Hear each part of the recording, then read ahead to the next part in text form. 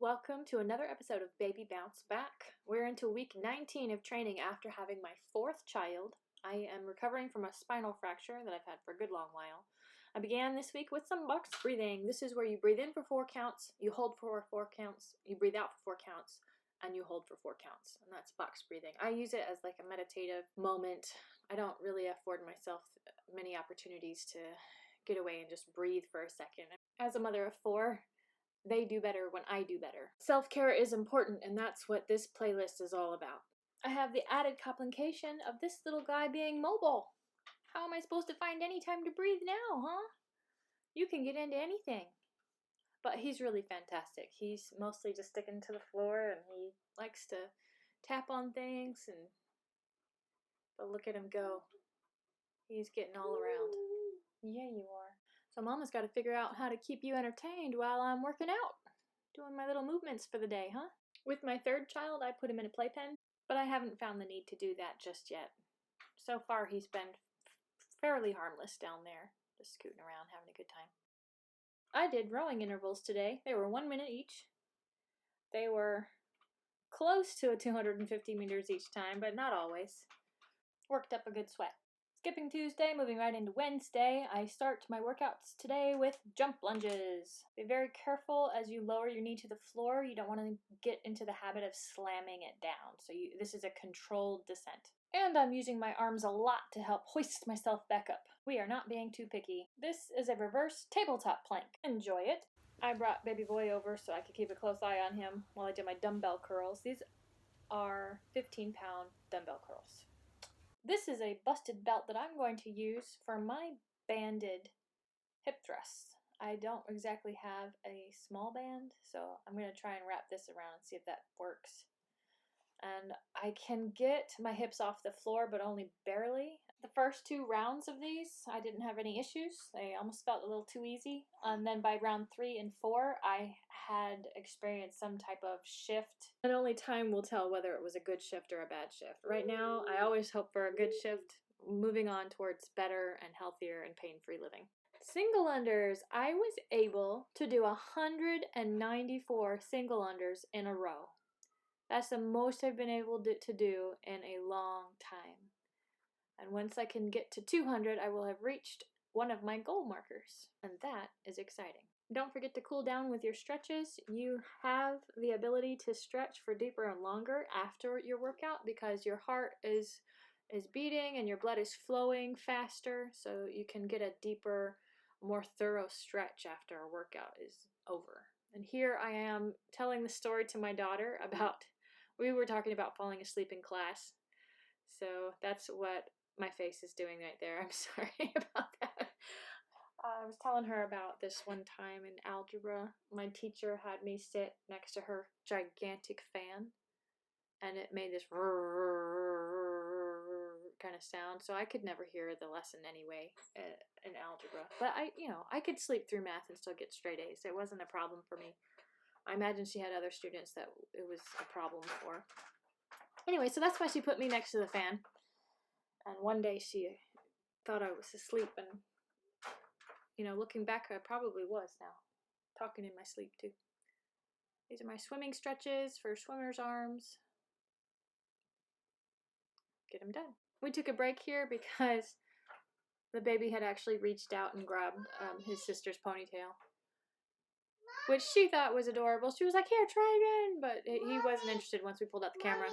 Sorry about that. This is the end of the week while I'm putting all these videos together. The emphasis this week is doing all of the stretches in the cool down. And here I've brought baby boy to sit up next to me so that I can just look at him. It's easier for me to stretch for longer when he's right there and smiling at me. It makes it real fun. My other son just joined us. He had just gotten out of the shower, was running around naked. I was trying to tell him not to come into the line of sight of the camera. Cobra. My knees are not touching the floor, just my toes. And I have to be careful. This is the direction for my back that would not be good for me to relax into this stretch. I have to be careful with it, for sure. And just a reminder, for the downward dog, your heels do not have to touch the floor. You're reaching for the floor with your heels, and you're reaching up to the ceiling with your rear. Here we have runner's lunge. These were really good. I actually don't give this stretch enough credit because it always feels very easy. I don't feel like I'm doing anything. But after doing the runner's lunge today, I felt fantastic for the rest of the day. It really just gotta, doing the stretches helps I guess, stretch out and flush out all of the extra toxins that you've got built up in your system so that your muscles can breathe better for the rest of the day. Yoga is awesome. I love it. I love stretching. I think it's fantastic. I should do more of it. I didn't have a workout Thursday, but here's a few clips of baby boy talking.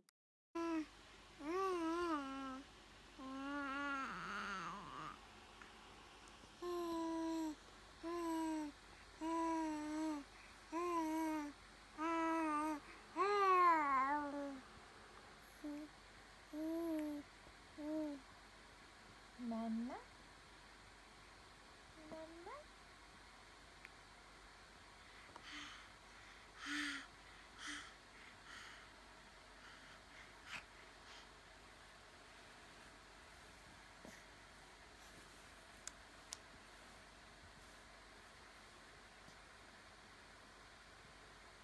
Mama.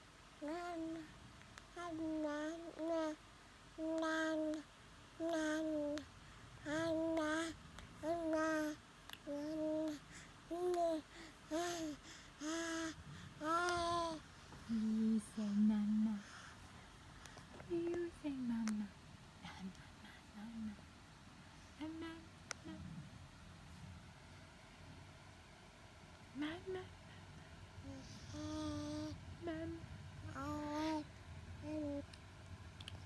Mama. Mama. Mama. That's it. You got it. That's it.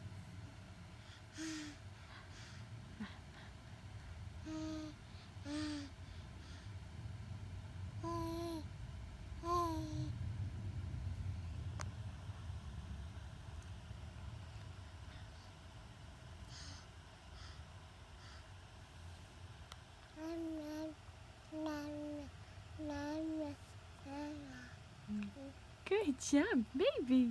Good job. You got it. You got it.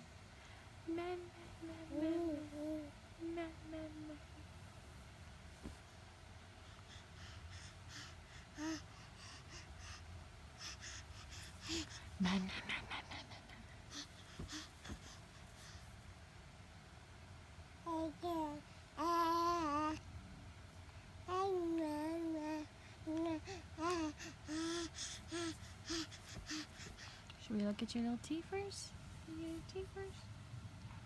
My day was much too busy Friday to fit in a workout, so I switched it off to Saturday, which is why I only work out every other day. It makes my schedule flexible for those days that I'm too busy. These are plate hops. There are actually lots of different ways to do plate hops, but this is how I did mine today. This is a top-down dumbbell bench press with a pair of 15-pound dumbbells. And after working with them today, I can announce that I believe I am done working with the 15 pounds. I think that I can move up to the 20 pounds now. I have tried various movements with them, and this was easy enough throughout the entire workout that I can really just move up. It's time. Don't know if I'm doing it right. I decided to just pretend it was the bar and do my best. Mountain climbers were also really easy today. Look at that, you guys. I could not do that 6 months ago.